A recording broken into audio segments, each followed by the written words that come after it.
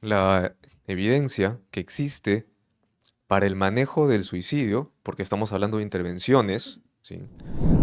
Es bastante rica, pero a la vez es bastante concisa y bastante mm, sencilla si es que queremos mencionarlo o explicarlo de alguna manera. Van a ver ustedes que la evidencia es amplia, sin embargo las acciones que nosotros podemos y debemos realizar durante este episodio es algo bastante puntual. Y a mí me gustaría muchísimo que ustedes puedan aprender acerca de qué es lo que tenemos que hacer cuando nuestro paciente ya ha cometido el intento de suicidio. Lo que hemos visto es prevención, ¿correcto? Ok, ahora vamos a ver qué es lo que tenemos que hacer como intervención una vez dado el intento de suicidio, ¿sí? Y para eso lo que vamos a hacer es revisar la evidencia. Este es nuestro contenido el día de hoy y vamos a empezar con el momento de la intervención. Fíjense, ¿a qué me refiero con esto? Como dice ahí, tenemos no se me ve, ¿no? Es muy chiquito. Bueno, vamos a hacerlo así.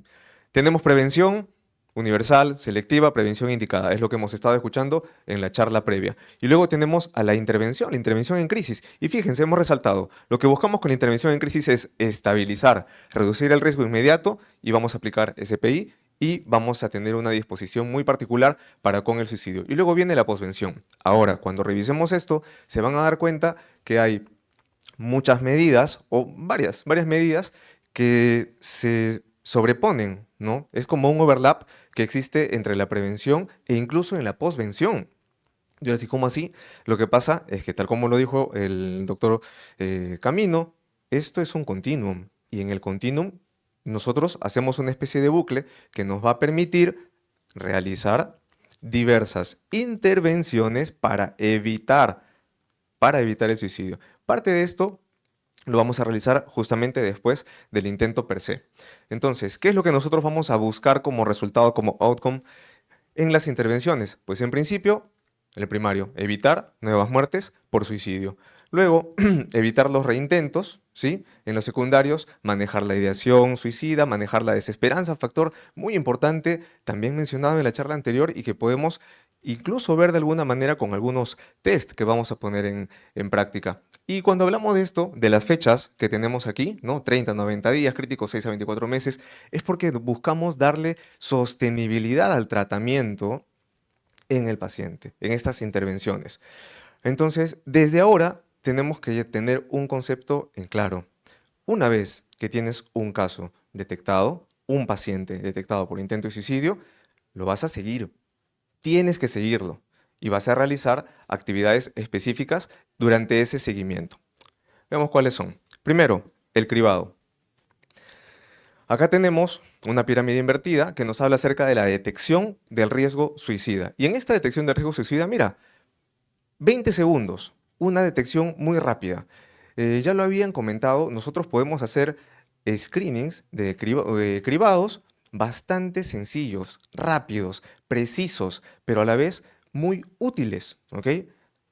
Luego, lo que vamos a hacer es ver en unos 10 minutos más o menos la intención, el plan, el tiempo, acceso a medios, conducta pasada, factores protectores, uso de sustancias y estado de salud mental. ¿A qué nos referimos con esto? La evaluación tiene que ser integral. Doctor, pero yo no soy médico psiquiatra, yo no soy especialista en psiquiatría, ¿cómo podría hacerlo? Ok, con las herramientas que ya han mencionado también anteriormente. Tú puedes hacer va- em, aproximaciones o evaluaciones bastante cortas, pero integrales, ¿ok? Integrales. Mira todo lo que estás preguntando en este punto de la pirámide invertida, en la detección del riesgo suicida. Y luego ya vas a determinar que es en la punta invertida, ¿no? Si es que el paciente requiere otro tipo de tratamientos adicionales a lo que has encontrado. Si el paciente presenta algún tipo de trastorno de salud mental, tendrás que dar una intervención efectiva.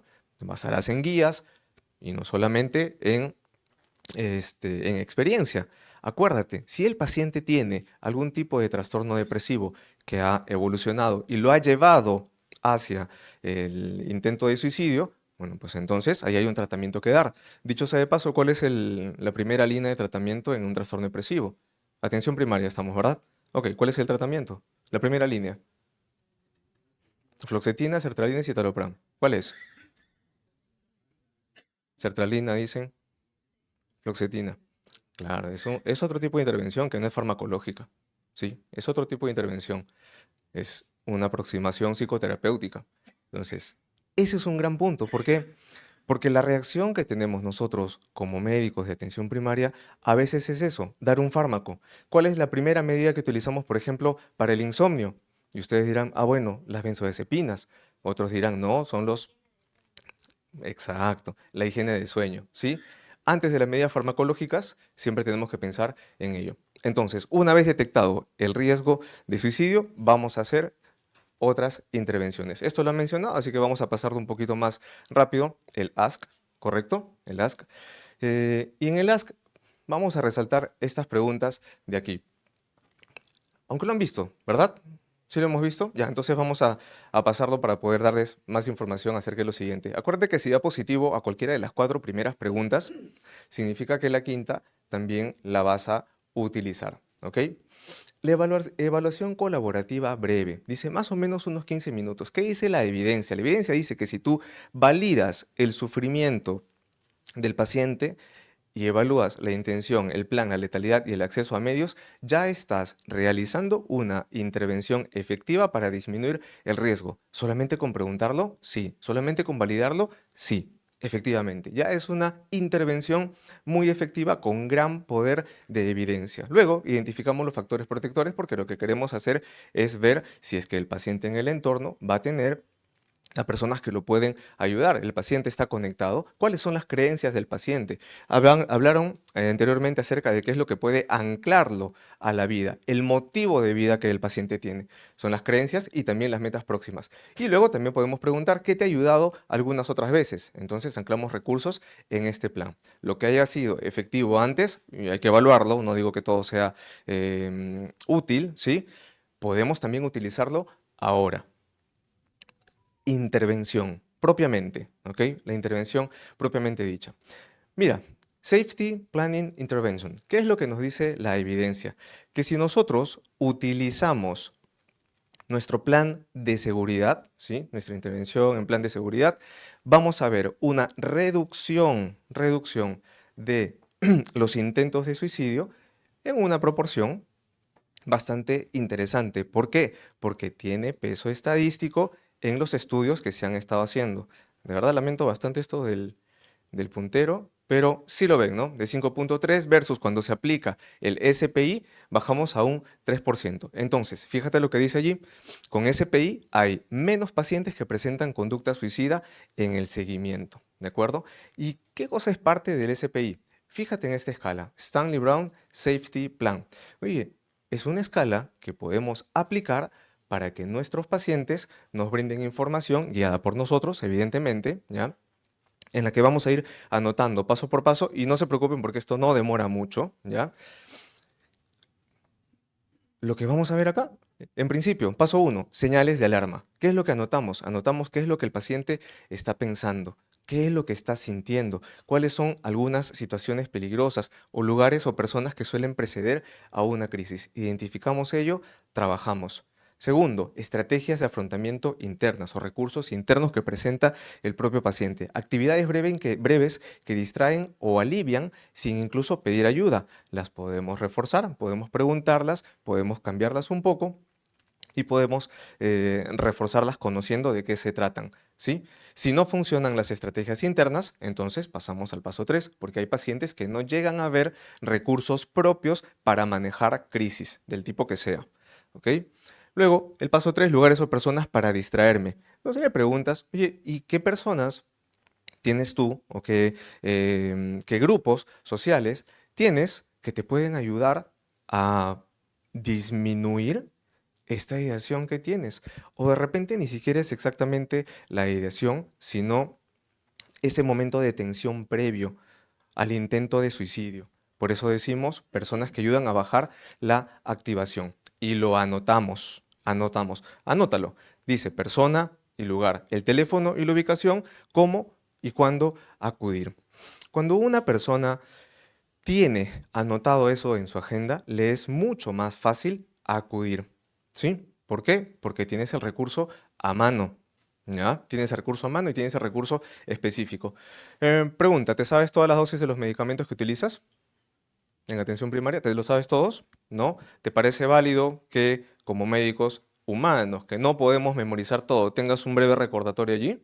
¿Sí? Como cuando tienes un Sanford, por ejemplo, para los antibióticos. ¿Es válido?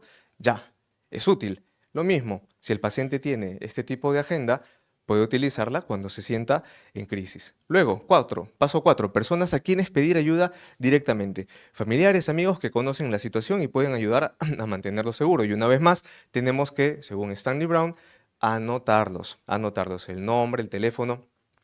¿Cómo me puede ayudar esta persona? Esta persona está disponible, entre comillas, para mí. ¿Cuánto tiempo? ¿En qué momento? ¿24 horas o no? ¿Sí? Y luego vamos a poner el orden de llamadas correspondientes. Después, el paso 5, profesionales y servicios a los que yo puedo acudir ante una crisis. Yo sé que este tipo de intervención de paso 5 quizás en nuestro medio no sea muy difundido. Existen algunas líneas a las cuales tú puedes llamar, líneas gratuitas, cuando tienes ideación suicida. ¿De acuerdo? ¿Alguien se sabe el número? El 113. Sí. Y si se dan cuenta, 20% de ustedes han respondido, el resto no. ¿Ok? Entonces, ¿por qué? Porque esos números no son tan conocidos, no son tan difundidos. Sabrás quizás el de los bomberos, habrás escuchado de la línea 100, pero no de esto. Entonces, ojo, el tener acceso a profesionales es muy importante. Paso 5, entonces, vamos a anotar aquí recurso, lo es profesional, los teléfonos, horarios, etcétera, ¿ok? Los profesionales que nos van a estar ayudando en este punto. Muy bien, y luego, dentro de este Stanley Brown, lo que hacemos es hacer mi entorno más seguro. ¿Qué tenemos que hacer en este paso? Te sientas con el paciente que ha tenido intento de suicidio, ¿ok? Y desarrollas esta tablita que hemos puesto acá. Mira, medio, objeto. Segundo, medida acordada, quién lo hará, dónde quedará y cuándo. Medio u objeto. Pones armas, objetos punzocortantes. Medida acordada. ¿Qué es lo que vas a hacer? ¿Vas a retirarlos, vas a bloquearlos, lo vas a poner en custodia con otra persona, con un familiar tuyo, con un amigo tuyo? ¿Sí? Manejo el medio letal. ¿Quién lo hará? ¿Dónde quedará? ¿Y cuándo? Y así con cada uno de estos. ¿Ok? Esto se llama manejo del acceso al medio letal. Punto importantísimo cuando estamos hablando de intervenciones en suicidio. Y la evidencia te dice muy claramente que esto tienes que hacerlo sí o sí. ¿Ok? Sí o sí, con el paciente y con la familia en la cual estás interviniendo. Y ahora lo vamos a ver. El paso 7 es opcional, por eso lo hemos puesto allí, no está contemplado en el Stanley Brown formalmente, pero que sepan que está. ¿Qué es lo que dice el paso 7? Voy a escribir mis motivos para vivir y las razones para mantenerme a salvo. ¿Ok? Es lo que estimulamos al paciente que puede escribir junto con nosotros. Calm, a eso nos referimos. Mira, consejería sobre acceso a medios letales. Calm es bueno, no sé cómo definirlo, es un curso, es un programa, es una capacitación, ¿ok? Que puedes recibir en múltiples instituciones, pero dirigido está a que podamos manejar de forma efectiva los medios letales, alejándolo del paciente bajo una gestión efectiva. No bastaría simplemente decirle, mira, en tu casa el ácido muriático, pues lo eliminas, ¿ya? Lo vas a hacer. ¿Listo? ¿Quedamos? Perfecto. No, eso es inefectivo. Eso no sirve. Tiene que ser protocolizado, estandarizado y bajo unos pasos muy específicos. Entonces, lo que hace Calm es brindarte eso, esas herramientas adecuadas para que tú puedas manejar el acceso a medios letales. ¿Cuándo usarlo? Cuando hay riesgo suicida positivo o incierto. Y eso lo sabes por la evaluación previa que has realizado, tras un intento o tras la ideación suicida que ha presentado el paciente. Y siempre va junto con el plan de seguridad. ¿Te acuerdas el Stanley Brown que acabamos de revisar? Ya, siempre va este tipo de intervenciones con el SPI. El objetivo, obviamente, reducir el acceso y disponibilidad a medios letales. Y eso es algo, no voy a decir discutido, ampliamente conversado. No hay medio letal, no hay suicidio. De forma sencilla, ¿ok? Yo sé que hay múltiples variantes y variaciones que podemos mencionar al respecto, pero si no hay medio letal, el suicidio cae muchísimo, ¿ok? Entonces, ese es el objetivo. ¿Cuáles son los pasos? Explorar y abrir una conversación con el paciente. Rapport, hay que entablar una buena comunicación con nuestros pacientes, hay que ser bastante empáticos. He estado escuchando las preguntas que le han hecho al doctor previo y realmente veo que hay dudas al respecto de cómo podemos manejar al paciente. Qué bueno que las expresen. Pero también hay muchos conceptos, como el de manipulación, cuando hablamos de suicidio, que están, yo diría, flotando en nuestras cabecitas. Y eso tenemos que desterrarlo. O sea, la manipulación y suicidio, como el doctor ha mencionado, no va. O sea, eso no es así, no se maneja de esa forma y no se interpreta de esa manera. Qué bueno que lo hayan ustedes también consultado. Entonces, vamos a abrir una conversación sin juzgar, vamos a explorar a nuestro paciente en salud mental sin juzgarlo. ¿De acuerdo? El segundo paso, identificar los medios específicos que él tiene a la mano con los cuales podría hacerse daño. Tercero, acordar, estrategias de reducción. Estas evidentemente van a ser temporales. Si estás haciendo una intervención en este momento en ideación suicida o intento de suicidio. El 4, abordamos barreras y planificamos detalles. Y hay barreras de múltiples tipos, sobre todo las socioculturales y las económicas, que en nosotros, tercer mundo, pues están bastante vigentes y presentes. Vamos a documentar dentro de nuestro Stanley Brown, dentro del SPI, estas medidas y vamos a hacer un seguimiento y escalamiento. ¿Qué significa? El seguimiento lo entienden. El escalamiento es que cuando logremos dar un paso, tenemos que dar el siguiente pues, con mayor potencia. ¿Ok?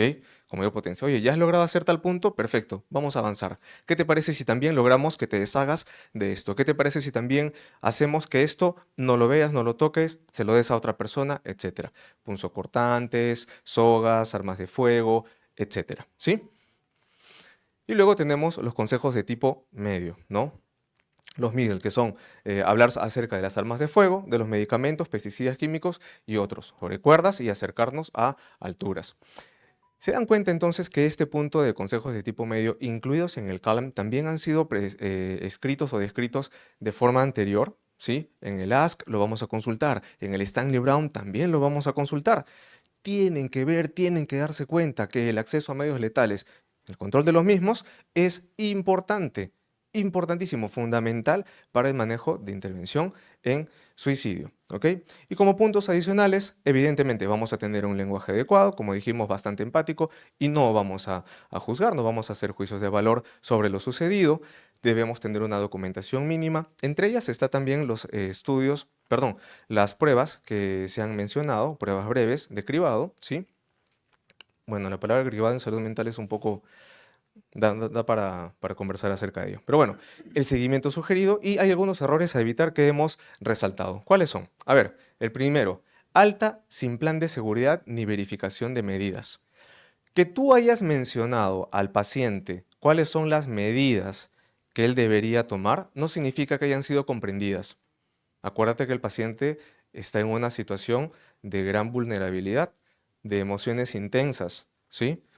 Si en estos momentos tú recibieras una noticia muy lamentable, ¿seguirías prestando atención? No, ¿verdad? Ya, solo con esa noticia. Imagina haber vivido algo como el suicidio, como el intento de suicidio, o tener ideación suicida. Entonces, repito, no basta con que tú comuniques al paciente lo que tiene que hacer como si fuera que le estás explicando cómo va a tomar el paracetamol. No, no va así. Entonces, salta sin plan de seguridad ni verificación de medidas, no. Consejos vagos. Ten cuidado, ¿ah? Te cuidas mucho. Ya sabes, así hemos quedado.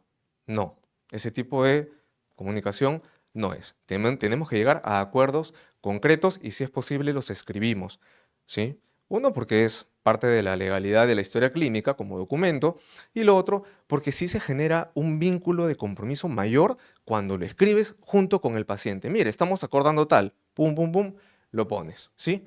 El paciente siente que es algo incluso más personalizado. Y no involucrar a un adulto de apoyo o familia cuando es apropiado.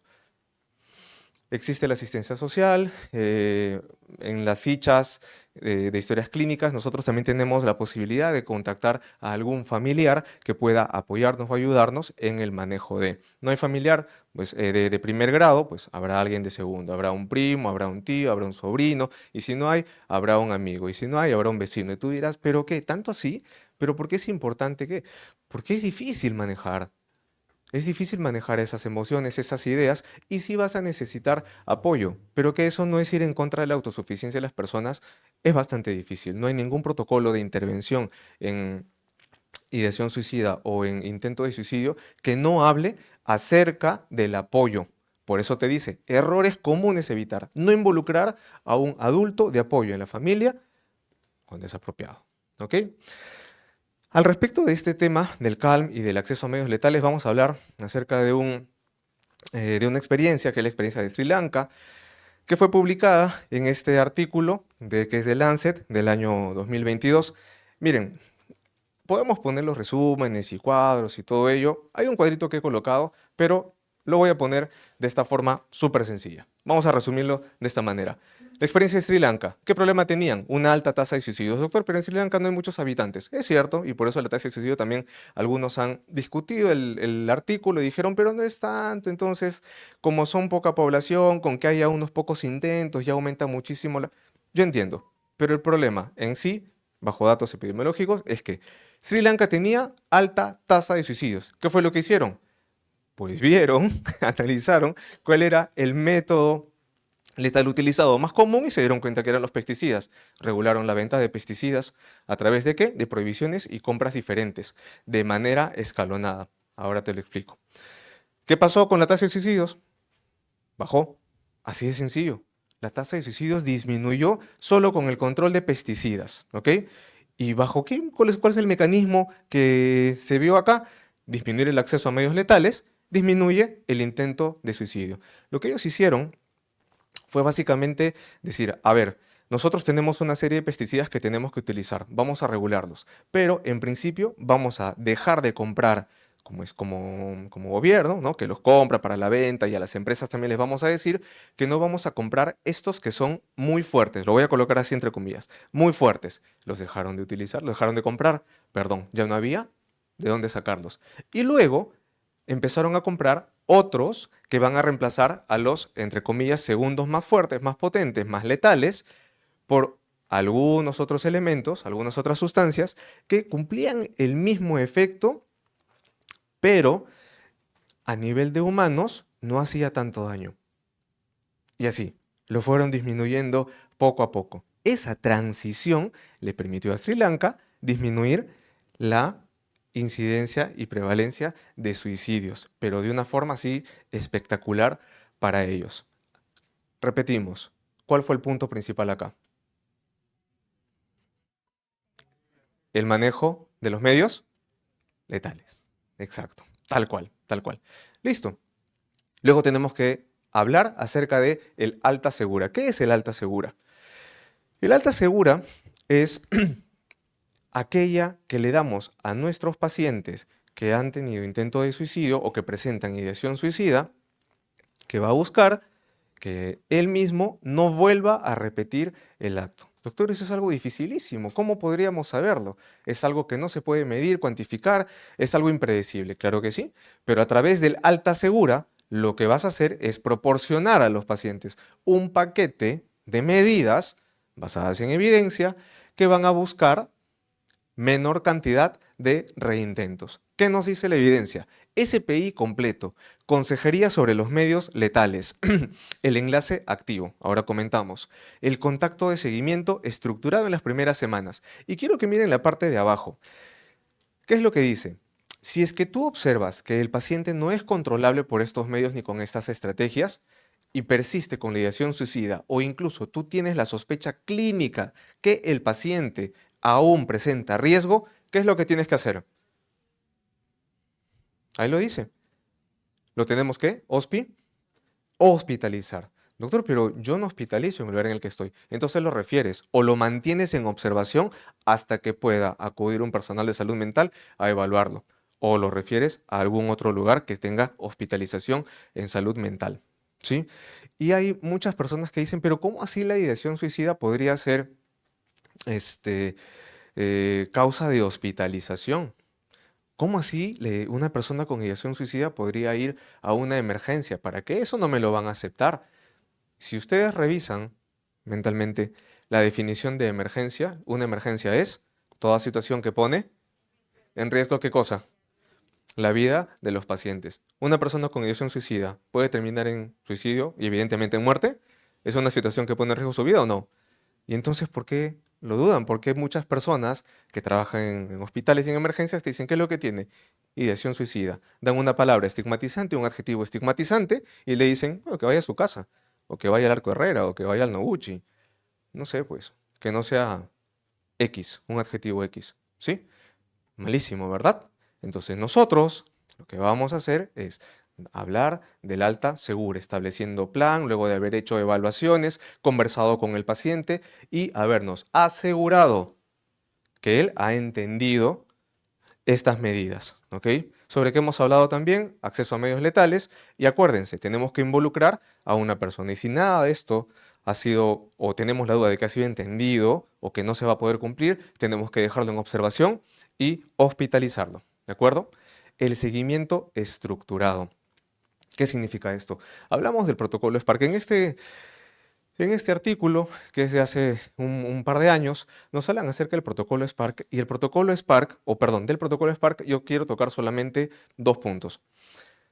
El primero, el SPI, ya lo hemos visto, y el otro, el CC. Ahora los vamos a desarrollar. Si ustedes observan en este protocolo, hablamos acerca del análisis de la población, ¿sí? Y mira, todos los factores epidemiológicos que obtienen, que dice allí, edad, sexo, género, identidad sexual, bueno, algo de ahora, religión, raza, etnias. Hablamos de la evaluación del riesgo de suicidio. Hablamos luego de los tratamientos, ahí es donde está el SPI y también CC, y luego de los resultados que nosotros buscamos o esperamos. Entonces, aquí la parte también interesante, porque ustedes van a poder aplicar estas medidas que vamos a mencionar a continuación. Son medidas sencillas, pero con gran evidencia. Y cuando digo sencillas, te vas a dar cuenta que lo son. Y te vas a preguntar a ti mismo, ¿de verdad eran solamente estas cosas las que tenía que hacer? Sí, pero lo tienes que hacer de forma estandarizada, protocolizada, basándonos siempre en la evidencia. Mira, el SPI más, ya le hemos hablado del SPI, el Stanley Brown, ¿de acuerdo? Es un protocolo más grande, pero yo les he ofrecido el Stanley Brown para que ustedes lo puedan conocer, ver, ¿sí? Y acá más, el soporte telefónico a los pacientes, el soporte telefónico. Y esto es algo que viene hablándose, ya no sé, 2005, desde el inicio de los 2000, ya estamos 2025. El soporte telefónico tiene evidencia de que disminuye el reintento de suicidio, que disminuye la ideación suicida, solamente llamándolo. Ah, doctor, entonces yo lo puedo llamar para preguntarle cómo está y listo. No. La forma en cómo se tiene que llamar también está protocolizada. Mira, ¿cuándo? Primera llamada entre las 24 hasta 72 horas posteriores al alta. Posteriores al alta. Saben ustedes que existen picos del reintento de suicidio. Entonces, para manejar esos picos, ¿ok? Eh, es que estas llamadas están protocolizadas como les dije, ¿sí? Basándonos en muchas, digamos, en muchas teorías, en mucha evidencia que te dice que el estar presente disminuye el riesgo. Hay una pregunta que se hace mucho en prevención de suicidio, que es si la ideación suicida debe preguntarse. Y la respuesta es evidentemente que sí. La ideación suicida se tiene que preguntar, ¿ok? Entonces, acá, dentro de las 24 primeras 72 horas al alta, vamos a preguntar y hacer una evaluación clínica pequeña, sucinta, pero muy efectiva, con mucha empatía. Y luego, a la semana 1, a la semana 2, vamos a los 15 días, luego lo hacemos al mes, a los 2 meses y a los 3 meses. ¿Cuál es el objetivo de cada llamada? En principio, que tú puedas ver el riesgo. De forma muy rápida tienes que ver el riesgo. ¿Cómo está llevando a cabo el plan el paciente? Y si es que hay alguna variación, entonces hacemos un ajuste de ese plan.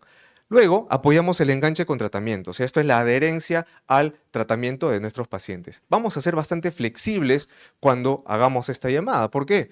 Uno, por el tiempo de duración de la misma. Segundo, en los momentos, o sea, yo no puedo llamar al paciente pues a las 11 de la noche, a las 10 de la noche, porque es el momento en que yo tengo tiempo. No, como te digo, esto es parte de tus funciones como médico que está haciendo el seguimiento. ¿Ok? Entonces lo haces en cierto horario y en la flexibilidad conversas con el paciente para decirle, oye, gracias por contestar esta llamada, ¿ok? Te dejo muchísimo por el tiempo que me estás brindando. ¿Te parece bien si te llamo de aquí a una semana en este mismo horario? ¿Sí? Perfecto, lo agendamos así. ¿No? ¿Preferirías otro horario? Ah, ya, estás trabajando. Perfecto, no te preocupes, yo lo voy a anotar de esta manera. Flexibilidad. Flexibilidad para las siguientes llamadas. ¿Quién? Lo tiene que hacer un personal de salud, pero también es muy claro que tiene que estar entrenado. No es una llamada simple y sencilla. Uy, yo no puedo. Llámalo tú porque no me dé el tiempo para. No. Tiene que ser un personal entrenado en todos estos aspectos circundantes al suicidio. ¿Ok? Y pues siempre tenemos que registrar el tiempo, el tipo, el éxito de contactos, la supervisión de fidelidad mediante revisión de notas y audios. Y ojo, también está permitido y es válido llamar a los contactos para ver si es que todavía han continuado en contacto, valga la redundancia, con nuestro paciente, ¿sí? O el paciente que ha tenido el intento de suicidio o que ha presentado la ideación suicida. Entonces recuerden también, llamar a los contactos es algo válido y necesario, ¿ok? Y lo otro, los mensajes. El Carrying Contact, los mensajes bidireccionales. ¿Qué son los mensajes? Pues eso, mensajes, SMS, WhatsApp, tal cual. Los utilizamos. Antes, en los protocolos más antiguos, porque ahora se han actualizado, se utilizaban cartas postales o cartas escritas que llegaban a la casa del paciente, de manera que nosotros como personal de salud decíamos, presente, estoy aquí por si me necesitas.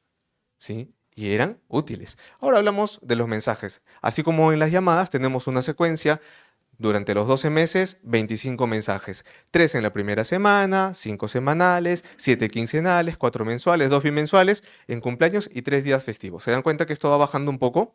¿Sí? Porque esto va en proyección a que el paciente vaya mejorando. Pero una vez más, se puede adaptar. Tiene que ser bastante flexible. ¿Cómo? Pues, así como dice acá, misma referente, se establece la llamada breve inicial para el vínculo y luego se envían mensajes breves. Muchas gracias por atender mi llamada. Quisiera hacer una evaluación con esto, tal, ¿cómo te encuentras? Muy bien, qué bueno, ¿tienes alguna duda? Etcétera. Gracias una vez más por atender mi llamada. ¿Sabes? Me gustaría también pedirte permiso para poder enviarte mensajes. Eso es lo que te dice este protocolo. Enviemos mensajes, pidamos permiso al paciente y enviamos mensajes. Realmente, con llamadas y mensajes, el riesgo disminuye, totalmente probado. Totalmente probado. Revisen un programa que se llama Suicidio Cero, cero, ¿no? Con Z, y se van a dar cuenta que sí, que en realidad todos estos aspectos tienen una evidencia de respaldo muy grande y lo mejor es que no son costosos. No son costosos para nada, ¿sí?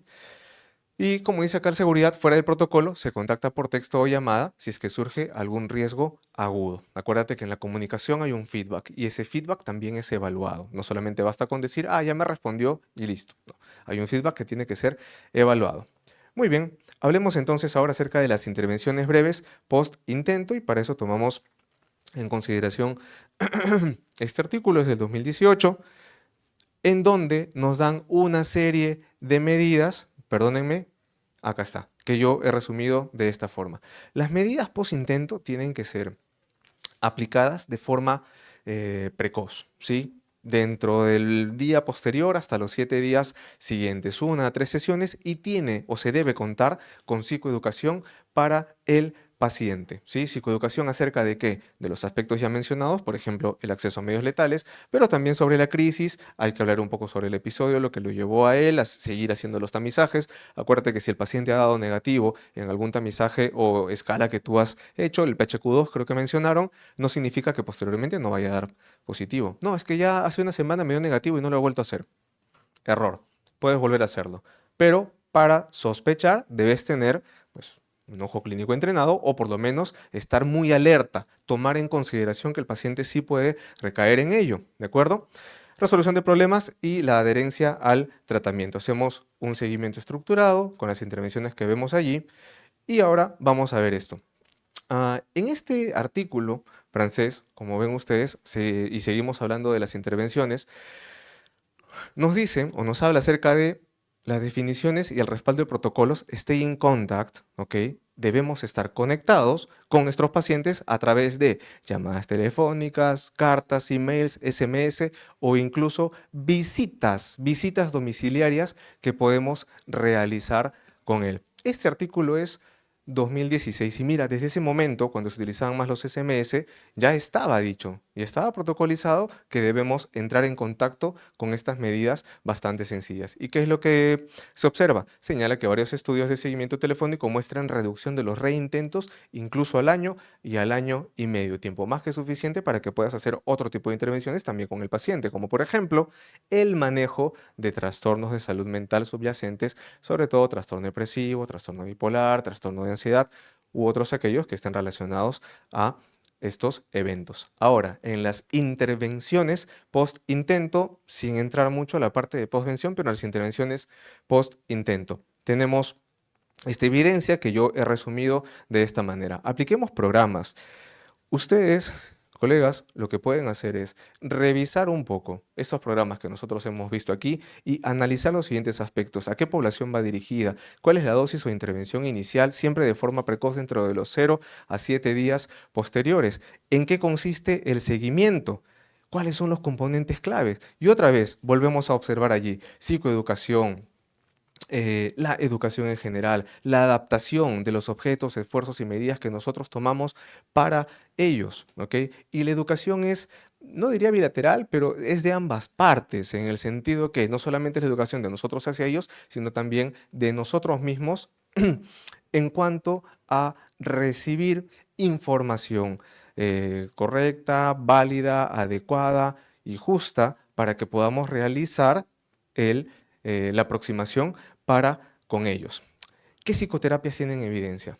Miren, vamos a hacerlo de forma muy práctica porque si bien he conseguido un artículo, bueno, varios, ahí está la bibliografía abajo, en donde nos dicen que la evidencia en psicoterapia la tienen la terapia cognitivo-conductual, la tiene el DBT, ¿ok? En realidad es algo, no diría discutible, pero vamos, van a encontrar ustedes diversas personas, ya que estamos entre médicos, hablemos de médicos psiquiatras, por ejemplo, que llevan formaciones en terapia cognitivo-conductual, que llevan formaciones en DBT, en ACT, en TREC, etcétera, y ellos podrían de una u otra forma manejar también, ¿ok? eh, a pacientes que han tenido intento de suicidio. Doctor, entonces, ¿se puede hacer con cualquier aproximación psicoterapéutica? Y la respuesta vendría a ser que sí, la evidencia te muestra y te recomienda estas de aquí, en el primer punto, ¿no? Las que dice psicosocial, te muestra estas, pero con las otras también puedes intervenir. Sin embargo, a la luz de la evidencia, la potencia no es tanta. Se puede, pero la evidencia no te respalda tanto. ¿Por qué hago esta aclaración? Porque si yo me enfoco en decir, mira, la psicoterapia que tiene evidencia es la psicoterapia cognitivo-conductual para el manejo del suicidio o el DBT, ¿no? La dialéctica conductual en los pacientes tal y tal, estoy excluyendo a un gran grupo de profesionales que quizás no tienen formación psicoterapéutica, ¿o me equivoco? Claro, no la tienen, ¿ok? No la tienen porque se capacitan en algunos otros temas, lo cual significa que estas personas, o sea, estos profesionales, no podrían realizar intervenciones psicoterapéuticas. Formalmente no, podrían tener, sí, pautas básicas de cómo me voy a comunicar con el paciente, de manera que mi estrategia de intervención va a ser mucho más efectiva. No seré psicoterapeuta, pero puedo adoptar algunas herramientas y luego hacer quizás la derivación correspondiente. Eso sí podría ser. ¿Correcto? No vamos a quedarnos en las medidas farmacológicas, esta es la parte de psicoterapia, pero que sepan que todos los trastornos de salud mental detectados también deberían recibir el tratamiento correspondiente, farmacológico o no. ¿De acuerdo? ¿Y qué hay acerca de las herramientas digitales? Porque, Doc, ¿sabe qué? Yo he visto en los resúmenes del APA, del Congreso Norteamericano de Psiquiatría, y ya van como 3, 4 años seguidos en donde hay un salón específico con charlas acerca de las herramientas digitales para el manejo de salud mental. Bueno, que estén las charlas no significa que haya evidencia sólida al respecto. Las herramientas digitales, mira, a pesar de todo el tiempo que ha transcurrido hasta el día de hoy, en donde la digitalidad está presente en nuestra vida, en nuestras vidas de forma ya pues muy compenetrada, las aplicaciones, por ejemplo, para el manejo de intento de suicidio todavía no tienen una evidencia muy grande. La evidencia más favorable la tienen las otras intervenciones que hemos dicho, como cuáles, como las llamadas, como los mensajes, como hablar acerca de el manejo de medios letales, etcétera. Entonces, sí se ha visto una disminución, como ven ustedes allí, una disminución ¿de qué? De la ideación y solamente de la ideación. Entonces, doctor, ¿la ideación es diferente de los intentos? Sí, operacionalmente, o en definiciones operacionales me refiero. Claro que sí, vendría a ser diferente y las aplicaciones disminuyen solamente la ideación. Pero esta disminución de la ideación se da a partir de autorreportes principalmente. De todo el grupo, de todo el conjunto, de todo el universo de estudios que se han analizado, los autorreportes son aquellos que dicen, sí, yo siento, yo considero que ha disminuido. ¿Cuál es el sesgo? Que quizás no es que haya disminuido la ideación suicida como tal, sino ha disminuido el síntoma ansioso o la ansiedad, perdón, que me llevaba a pensar algunas otras cosas, ¿sí? Permítanme decirlo de esta manera, pero frente a estímulos clave, que son los que nosotros hemos intentado averiguar, manejar y anotar anteriormente, pues yo sigo estando en lo mismo. Es decir, mi riesgo de intento de suicidio sigue estando casi igual y solamente disminuye por autorreporte la ideación suicida. Dicho de otra forma, las aplicaciones pueden ser útiles, pueden, pero solamente para la ideación. ¿Las aplicaciones son el futuro? No, no lo sé. Creo que hasta el momento no ha existido ningún tipo de intervención digital que sea más efectiva que la buena conexión con el paciente, en face to face, en persona, ¿sí? Y bueno, de repente de manera virtual menos potente. No hay ninguna inteligencia artificial que hasta el momento haya demostrado que sea más poderosa que la psicoterapia dictada o dicha por un buen psicoterapeuta. ¿Ok? No lo hay. Y es más, estamos ahora entrando, que estamos en herramientas digitales, a una gran controversia porque saben ustedes que las inteligencias artificiales tienen muchas aristas y entre ellas son muy complacientes para con los pacientes, para con las personas que las utilizan y también pues tienen errores. Pero es inteligencia artificial, no debería, seguramente, pero tienen bastantes errores de concepto y depende también cómo hayan sido alimentados con los prompts que le da cada paciente o cada persona. Y ya se han estado dando casos de suicidio luego de haber sido, entre comillas, asesorados por inteligencias artificiales. Entonces, las herramientas digitales hay que tomarlas con bastante cautela. Yo considero que para todos ustedes que están en atención primaria, el resultado debería ser dictado básicamente por lo que hagan ustedes y no exactamente basándose en una herramienta digital o apoyándose en una herramienta digital cuyo efecto es incierto. Más aún cuando esto ha sido estudiado en otros ámbitos y no en el nuestro, no en Sudamérica. Quien he visto que tiene estudios acerca de herramientas digitales en suicidio es Brasil y Chile, bueno, también Colombia, pero no son estudios tan potentes en realidad. Muy bien, y el entrenamiento del personal. Tú requieres entrenarte en suicidio, en manejo de suicidio, prevención, intervención, posvención. Si lo requieres. Si estás quedándote a trabajar en atención primaria, que es un buen grueso de pacientes y que estás viendo patologías de todo tipo y pacientes de todo tipo, yo considero que sí es una responsabilidad inherente al espacio en donde laboras el entrenamiento personal en suicidio. Hemos mencionado algunos programas, ¿verdad? Puedes acceder a ellos de forma digital, ¿sí? Si es que no tienes acceso a poder acudir de forma directa, personal, etcétera. Pero tu entrenamiento sí es fundamental. Es fundamental para poder prevenir suicidio, para poder manejar suicidio en la intervención y en la postvención. Ok, tenemos este artículo en donde, para no dilatar mucho el tiempo, nos dice, ¿qué es lo que debemos nosotros lograr con la capacitación del personal de salud? Bueno, pues lo que vamos a mejorar es el conocimiento acerca de suicidio, acerca de las estrategias utilizadas para el manejo del mismo, ¿sí? Menos consistentemente habilidades y actitudes. ¿Qué significa esto? Se dice que con el entrenamiento del personal de salud, que no sea de salud mental, lo que buscamos es que sepan cómo intervenir Y hay otro aspecto que tiene que ver con habilidades de comunicación, entre blandas y no, de comunicación, que quizás nos cueste un poco más manejar con ustedes. ¿De acuerdo? ¿Por qué? Porque no es, entre comillas, un entrenamiento formal psicoterapéutico. Estamos hablando del manejo de suicidio. Entonces, lo que buscamos, lo que queremos es que ustedes mejoren su conocimiento de cómo hacer una intervención eficaz. Es como cuando entrenas a alguien en RCP o en PHTLS y van personas de todo tipo, ¿verdad? No solamente personal de salud. Saben qué es lo que tienen que hacer y pueden trabajar en conjunto con personal de salud real, ¿sí? No, otros que no son personal de salud, ¿pueden trabajar en conjunto? Pues claro que sí, pero hay conocimientos subyacentes que no necesariamente van a tener. A eso se refieren con esto, ¿no? Menos consistentemente con las habilidades y actitudes. Pero, lo que mínimamente deberíamos nosotros dominar es el SPI, tocado antes, el Safety Brown, ¿sí? El Stanley Brown, perdón, y la consejería acerca de medios letales. Con eso ya estamos haciendo un gran avance, ¿ok? Y no se olviden de siempre hacer esa red de apoyo, estructurar esa red de apoyo con los contactos. Como conclusiones, por favor, alta segura.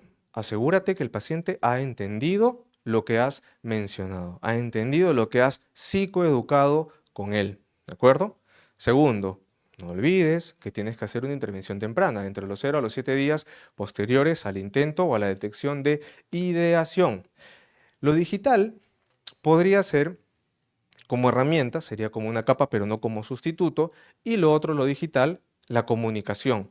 Tenemos que estar conectados con nuestros pacientes luego del intento o luego de la detección de la ideación. Los medios letales importan, por supuesto, y hemos visto el ejemplo en evidencia de forma muy amplia. Restricción a medios letales disminuyen de forma contundente el intento de suicidio. Y por último, la formación del personal, o sea, de todos ustedes, ¿sí? Tiene que estar orientada a entender esos algoritmos, a entender esos procesos y a verificar que la aplicación de los mismos sea la correcta. Siempre desde un punto de vista muy humano y cálido en el que abrazamos a nuestro paciente entendiendo su sufrimiento sin juzgarlo. ¿De acuerdo? Eh, yo trabajo en el INEN, en el Instituto Nacional de Enfermedades Neoplásicas. Si alguno de ustedes es personal de salud mental y cuenta con formación psicoterapéutica, que sepan que son bienvenidos para hacer alguna rotación siguiendo los trámites correspondientes en psiquiatría de enlace y psiquiatría oncológica, que son los dos tópicos que desarrollamos nosotros como médicos psiquiatras en el INEN. ¿Sí? Muchísimas gracias.